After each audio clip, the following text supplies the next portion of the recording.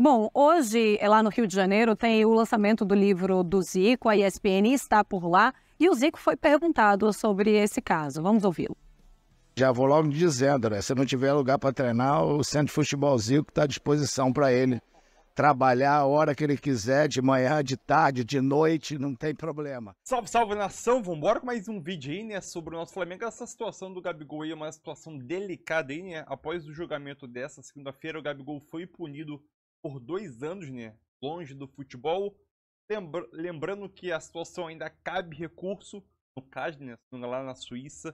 Só que é uma situação delicada, né? Porque caso seja analisado a situação dele lá na Suíça, tem a situação que o Gabigol, a punição do Gabigol pode ser diminuída, pode ser continuar a mesma coisa, pode ser manter estável ou também pode ser aumentada, né? Então é uma situação muito delicada e o Gabigol solta uma nota oficial, né, falando sobre essa situação, e o Zico também falou um pouco sobre isso, né? Então o Zico, ele dá declarações de como o Gabigol se comportou nesse momento aí e como se deve comportar também, né? Até fez uma gracinha no finalzinho ali, mas o Zico, ele falou algumas palavras fortes sobre o Gabigol e dando todo o apoio ao Gabigol ainda, né? Então vamos embora com mais um vídeo aí e principalmente a fala do Zico sobre essa punição que o Gabigol acabou levando aí, né? Beleza? Deixe seu like aí e tamo junto. Falar sobre isso, é claro que a defesa do Gabigol vai recorrer da decisão no CAS, só que a gente não sabe quando isso vai ser julgado. Até lá, ele não pode atuar pelo Flamengo, mas ele não pode treinar no Ninho do Urubu. André Kfouri, como foi que você recebeu essa notícia? Foi algo que te impactou? E a gente sabe exatamente o que aconteceu no dia 8 de abril, lá no Ninho do Urubu. Ele chega, todos os jogadores fazem o exame antidoping antes das 10 horas da manhã, que é o que estava marcado. O Gabigol se recusa a fazer esse exame, vai para o treinamento, depois ele vai almoçar, sem falar que há relatos que ele distrata as pessoas que ali estavam para fazer esse exame antidoping. Pois é, e entregou o frasco aberto para as pessoas que estavam lá para colher o exame, o que evidentemente, em termos de procedimento, né, já que você está colhendo o material que vai ser analisado em laboratório, né, o atleta deveria ser o principal interessado num bom tratamento, no bom manuseio do frasco e da amostra. Então são coisas curiosas, para dizer o mínimo, né, estranhas, né, completamente anormais que aconteceram nesse caso, a começar pelo fato de todos os jogadores do elenco do Flamengo, como você disse, terem feito o exame antes do treinamento. Só um deles não. Ainda termina o treino, vai almoçar, trata as pessoas responsáveis pela coleta do exame que estão ali trabalhando de maneira desrespeitosa, de acordo com o relato dessas pessoas, e depois se coloca numa situação que pode ser avaliada como uma tentativa de fraude do material. É muito sério. Atletas olímpicos, por exemplo, para quem não tem familiaridade, né, não acompanha esse tipo de assunto com proximidade, precisam declarar onde estão durante todo o tempo, estão todos sujeitos a exames feitos a qualquer momento.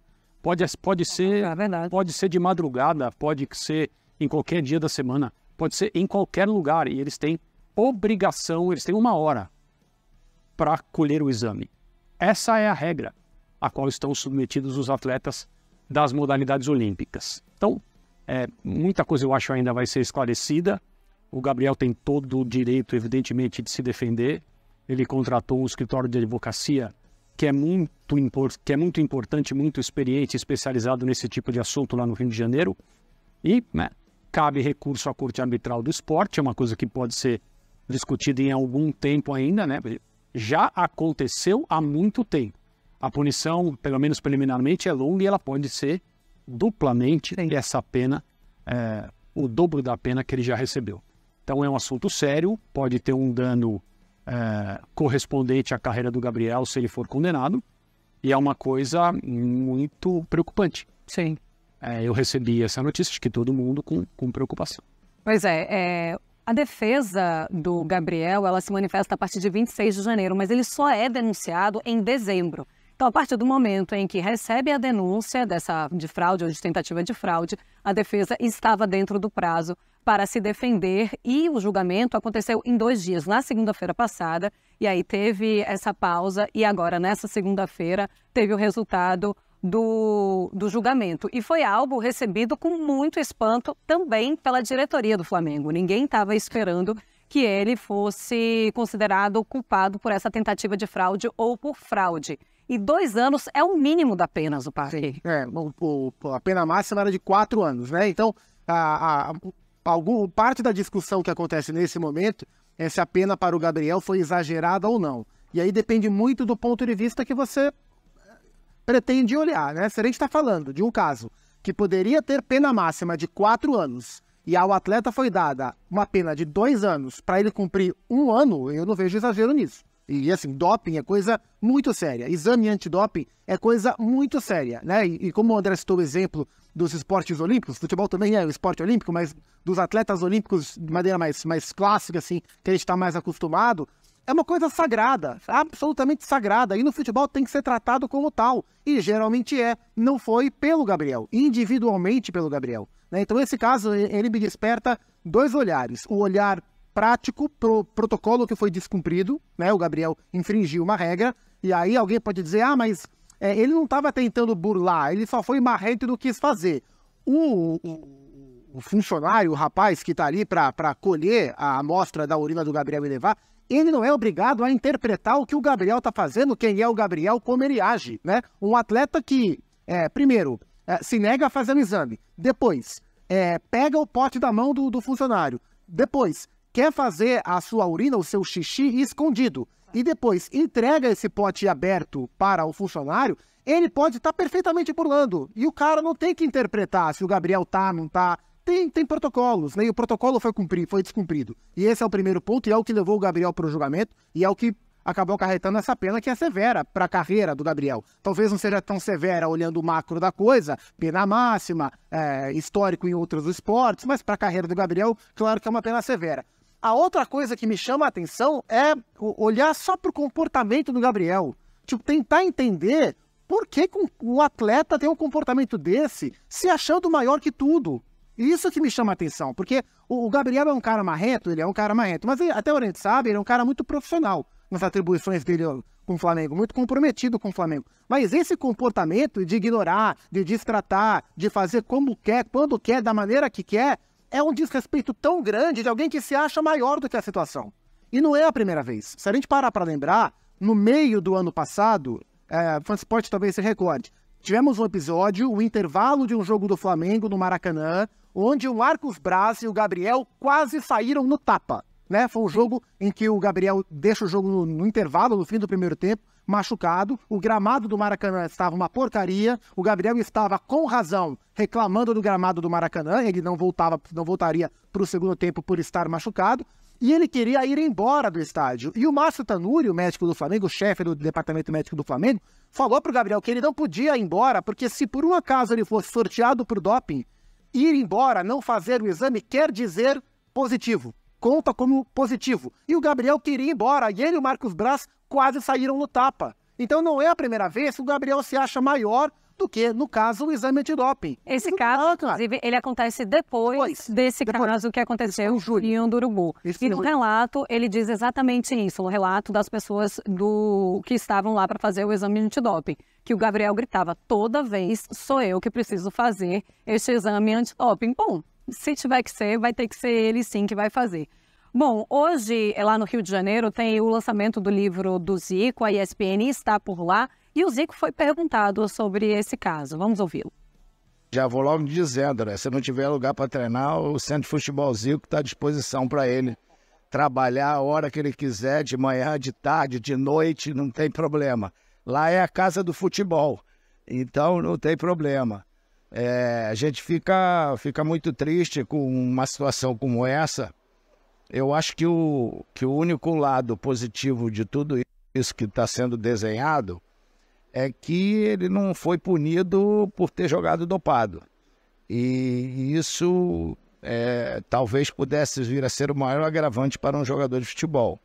Deve ter recurso por parte do Flamengo, mas é ruim para qualquer jogador de futebol não poder treinar com a equipe e ter que estar tendo uma força de vontade muito grande para treinar separado, se manter em forma. durante um período como esse, entendeu? Então, como eu gosto dele, acho que ele é um cara que deu muito e pode continuar dando ao Flamengo, que o CFZ se coloca à disposição no que for preciso para ele, no que tiver que ajudar ele. Agora só vou dizendo, né? Nós temos uma pelada lá de quarta-feira, não vai pensar que vai ser fácil para ele jogar não, porque aí complica. Só para deixar claro, tá? Então, assim, o exame antidoping do Gabigol deu negativo. Ele não estava dopado. O grande problema é todo o imbróglio, tudo que acontece antes desse exame ficar pronto. André Kfouri, eu também queria a tua opinião. E aí o Zico está lá dizendo que o CT dele está à disposição, já que o Gabigol não vai poder nem treinar no Ninho do Urubu. Também queria que você falasse sobre se você achou que 2 anos, no caso ele vai cumprir porque 1 ano a gente já coloca ali como uma pena, é muito grande, se é um absurdo ele ficar esse tempo fora. Não. E como é que você imagina que o Flamengo tem que fazer agora? Começar a procurar um substituto para o Gabigol? Bom, a segunda parte, a sua segunda pergunta é uma questão que o clube precisa ver em relação ao que interessa a ele nesse momento, né? Um jogador como o Gabriel, com as mesmas qualidades, não vai ser encontrado de uma hora para outra, embora o Flamengo tenha plena consciência, esteja bem informado a respeito do transcorrer desse caso, né? Não foi uma coisa que aconteceu também de repente. E em relação à punição, as punições, elas são tipificadas, né? São regulamentos internacionais, são de conhecimento público até. Então, não. Alguém pode achar, nossa, é muito tempo. O tipo de ofensa no qual um comportamento como o do Gabriel é analisado pelo Código Antidopagem Internacional é seríssimo. A punição tem que ser compatível. Muito bem, Faz de Esportes. A gente vai seguir aqui o nosso Sport Center. Vamos falar daqui a pouquinho mais sobre o caso Gabigol, a grande bomba do dia. Mas amanhã tem Brasil e Espanha, jogo que acontece... Então, é isso aí, nação. Mais um vídeo aí para o canal, né? Sobre essa situação do Gabigol aí, né? Punido por 2 anos aí, né? Após fraudar ou tentar fraudar o exame antidoping aí. Punido o julgamento, mas ainda cabe recurso, né? O Flamengo toma uma decisão. E a decisão do Flamengo, acho que é lógica, né? Que todo mundo pensa isso, né? Que o clube vai dar todo o suporte necessário ao Gabigol, né? Lembrando que o Flamengo vai recorrer disso e terá que a Corte Arbitral do Esporte, se eu não me engano, é lá na Suíça, para tentar diminuir a pena ou tirar, vamos dizer assim, eu esqueci a palavra, ou tentar anular esse julgamento, né? De uma maneira assim, né? Lembrando que a situação do Gabigol é tão delicada, que o Gabigol ainda lá na Corte Arbitral do Esporte, lá na Suíça, se não me engano, e a punição dele pode aumentar ainda, né? Então ele corre o risco de a punição dele aumentar para 4 anos, né? Então a situação é muito delicada, né? O Zico também falou um pouco sobre isso, você viu lá no vídeo aí. Ele também ajudou ele. Oferece ajuda ao Gabigol, né?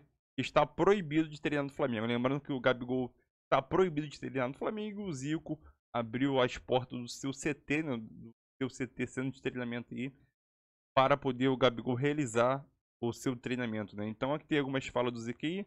Acho que ele abre aspas, né? Para falar de Zico.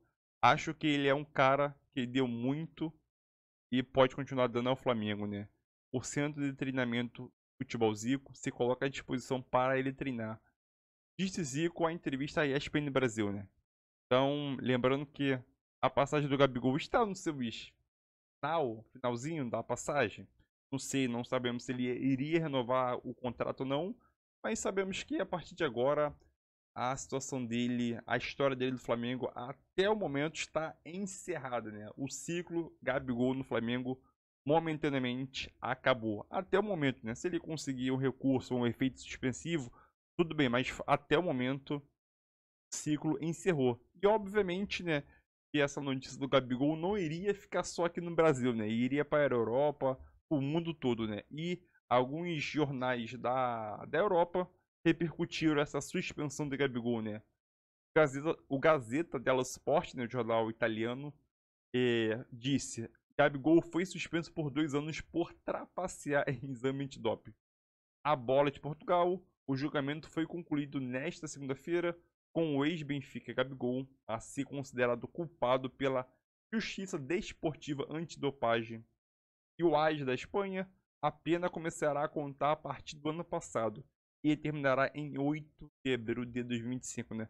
Lembrando que a pena é retroativa, se não me engano, e começa a contar desde a data do exame. Então, o exame foi o ano passado, então de 2023, né? Então, de 2023 para cá é o ano passado. Então, de 2023 para cá que começou a contar a pena. Então, o Gabigol tem mais um ano aí, mais ou menos aí, para cumprir a pena. Até abril de 2025 ele só volta a jogar. Então, ele tem mais um ano aí de cumprimento de pena, que é um ano complicado para o Gabigol. Um ano sem jogar, fora que ele corre o risco ainda, como disse, dele a pena aumentar caso o Flamengo vá lá na Corte Arbitral do Esporte na Suíça, no CAS, né, para tentar um efeito suspensivo. Acho que é um efeito suspensivo, se não me engano, para ou tentar diminuir a pena. Então, situação delicada. Quero saber a tua opinião aqui nos comentários. É isso aí e tamo junto aí.